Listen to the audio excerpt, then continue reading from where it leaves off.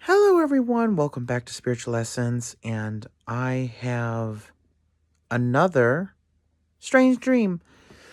Now, I think this is a fun little segment of my YouTube channel where I tell you about strange dreams that I have because I often feel like if I remember them, there's a reason for it. So I'd like to go through the latest one with you guys. So I had multiple dreams last night. However, I do not remember most of them. In fact, I think pretty much all except the last one before I officially woke up. I just forgot. But I don't think that they were very important. However, this one was very interesting. So, in this dream, I was in this, what looked like a stadium of some sort. Almost like a baseball stadium or something like that. But it's weird because I'm not into sports. I don't really like sports. I've never been into sports, and I never see myself going to a baseball game. So I don't know what I would have been doing there. But I was taking this elevator all the way to the top level. And right when it got to the top level, the doors opened. And I could see the stadium, and it was sunny out. The light was almost blinding. But then I got nervous for some reason. And I crouched down like I was scared of something or I was nervous of something. Even though I didn't feel fear, I just felt like it was overwhelming and I couldn't take it. So I crouched down, and then the doors closed and they went back to the bottom level again. When I got to the bottom level and the doors opened, I struggled to get myself up. It was weird. It was like I could not, it was hard to stand up. Like there was so much pressure. But I forced myself up with all the strength that I could, and I pushed the top button again. The doors close, the elevator rises. But this time, the top level appears much different than it did the first time. The first time, it was the stadium and the near blinding light. This time, it was an office, and it was a very nice looking office, like very fancy, high class, I would say. The receptionist was dressed nicely in this like very fancy dress, and there was a woman at these turnstiles or these gates. She was also dressed very nice. She had makeup on, and she seemed very friendly. Although it's weird, she held up this device, and I don't know what this device was, but it flashed in my face like I was getting my picture taken. And as she did this, I held on to my prayer beads very tight. And the prayer beads I'm talking about are the ones that I have been using recently, my Danu prayer beads. I had them in the dream. I was clutching them in my hand as she was taking this picture of me. Or at least I think it was taking a picture of me. I don't know, but it was flashing like it did. It was like a long cylindrical object with it was painted black at the end, but it had this like handle on it. It was so weird. She held it up like close to my face, and it took a picture. And as she did this, I was like clutching my prayer beads, like I was protecting myself with something. And then she gave me this place card. I don't even remember what was on the place card, but it looked like it had a logo on it and a fancy writing. But I didn't exactly see what was on it. Then all of a sudden, this tall gentleman wearing a very nice suit ushers me to come into this room. He's like, please follow me. So I get into this room, and it's like a banquet room. It's very fancy. It's got this crystal chandelier, these glorious lights, and this long table full of different people, men and women, of various ages, most of them older people. They're dressed very fancy, like this is a very formal affair. And they're eating this food that just looks delightful. Very well made, I would assume. Fancy restaurant quality, 5-star quality food.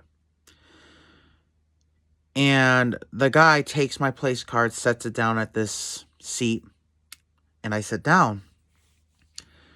And at this point, I don't have any food in front of me. I just have a pop.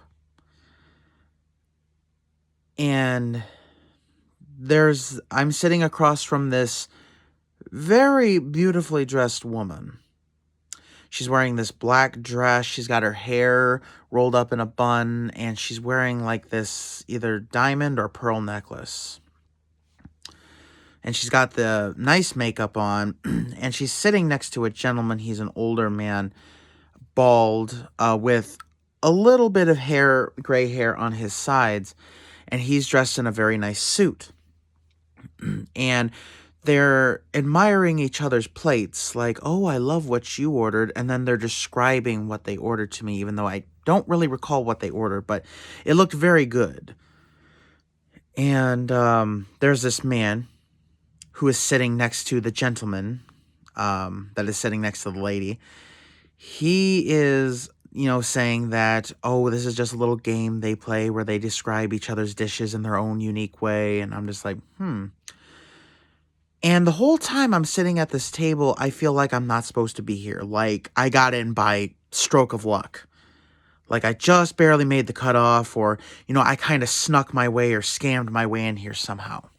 Which I do find ironic, because when that woman was taking my picture or scanning me with that cylindrical object, I felt like she was going to turn me away. Like, she was going to say something like, oh, you're not supposed to be here, sorry.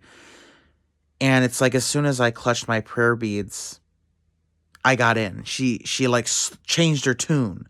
First, she was just like, and just scanned me with that thing. And then when I clutched my prayer beads, she was like, and smiled, and then she gave me the place card. Okay. So now is time in this segment where I analyze my dream point by point. Okay? So I'm in a stadium. I'm in a place where I'm not used to going. I have no idea where I am. I am a bit confused. But I make my way to the elevator. Okay, so the elevator, I'm rising to newer heights, and it's a little nerve-wracking for me. I get to this opening where it's the stadium, but there's this beautiful, almost holy light. But I get scared, and I crouch down, and the door's closed. Okay, so I'm rising to new heights in an area where I'm not incredibly familiar,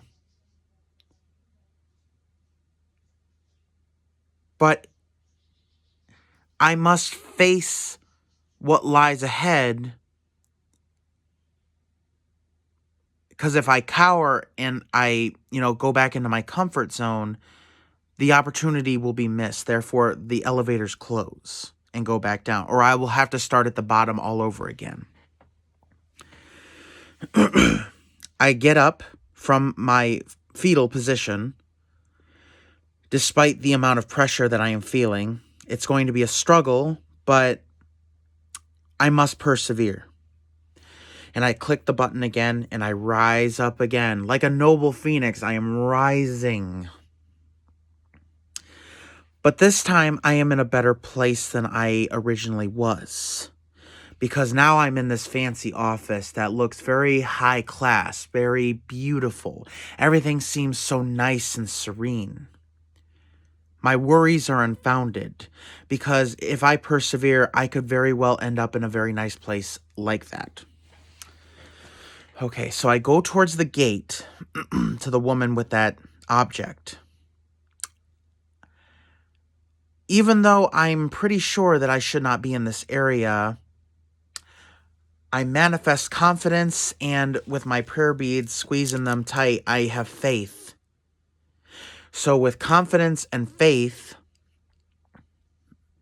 I can get by any obstacle that faces me. Therefore, the woman with that object that was originally going to turn me away before I clutched these She gives me a place card with a very fancy writing, giving me a place at the table of these great people. I have no idea who they are.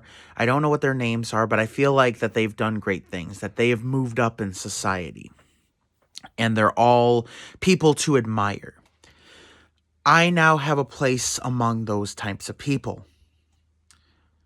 Then the I would assume he's a waiter, bids me to follow him. So I go to this nice room, this hidden spot that I did not know exists. A surprise. And I now have my place at the table. A table full of wonderful things, delicious food and beverages, these nice, classy people, candlelight, the chandelier and the beautiful lighting. Everything around me is so serene and nice, and I'm happy that I've managed to make it that far, despite me being nervous. Let's see, the lady and gentleman that are across from me, they're describing their dishes to me, giving me a taste of what I could have, because I do not have a meal in front of me at this time. But they are saying, oh, you could have this, I got this and this, or you could have what he got, and he got this and this, describing what I could possibly have if I were to be on their level. Let's see, the gentleman describing this little game to me that this gentleman and this woman are playing, he is basically underlining what is happening here. And I feel like, because I feel in this instance that they are describing to me what I could have if I just work hard enough, or if I really persevere and hunker down. And this man that is sitting next to the gentleman, he's reiterating this. So therefore he's saying, hey, this is important, listen up. This is what you could have, but you must work hard. You must hunker down. You must focus. Even though he's not saying them in that words, I feel like that's what he's trying to say. He is telling me that I must focus in order to have what they have. And then that's when the dream ends.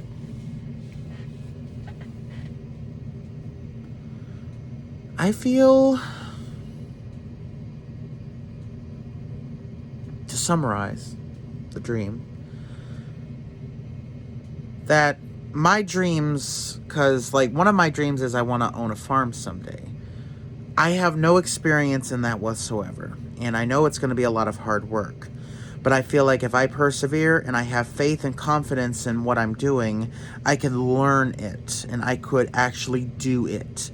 It's going to be a learning process. It's going to be a process with a lot of obstacles that I'm going to have to face.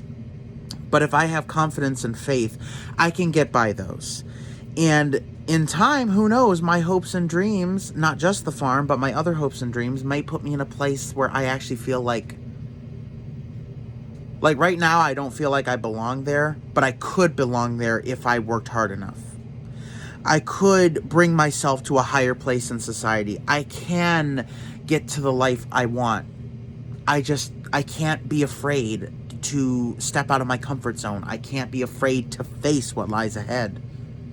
And I cannot be afraid to harness the inner power that I know I have. Thank you guys so much for listening to this. I really have enjoyed making this little segment to where I describe my dreams to you, because I feel like every time I remember a dream, it's important to some extent. Given the dreams aren't as vivid as when I was doing more velo work and astral projection work, but still, from time to time, I will have a vivid dream, and that's kind of how I know how I can tell them apart, because before it was like all of my dreams were like that. But now it's like every so often the dreams are like that. Not all, but every so often there is a dream, and I like to analyze it because I feel like it actually means something. And I feel like I haven't heard from you guys. I haven't seen any comments that saying, hey, I love this. But you know what? I have a feeling that there are those of you who do. So if you do, leave a like on this video. And be sure to subscribe. Hit the bell button so you know I'm sending my future uploads. And please follow me on Twitter. And have a blessed day, everyone. Bye-bye.